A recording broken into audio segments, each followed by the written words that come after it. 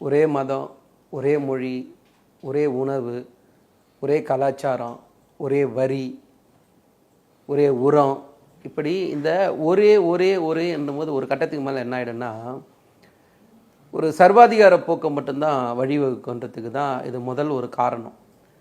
இந்த நாடுன்றது பல்வேறு சமஸ்தானங்களை ஒன்றிணைச்சு அதனோட அடிப்படையில் உருவாக்கப்பட்ட ஒரு நாடு தான் இந்த நாடு.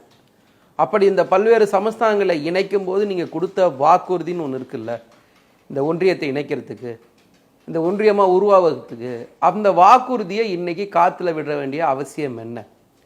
ஸோ இந்திய அரசியலமைப்பு சட்டம் ஒரு தேர்தல் நடந்தால் அடுத்த 5 ஆண்டுகளுக்கு அது இருக்கணும், அந்த ஆட்சி இருக்கணுன்றது தான் இந்திய அரசியலமைப்பு சட்டத்துடைய அடிநாதமே.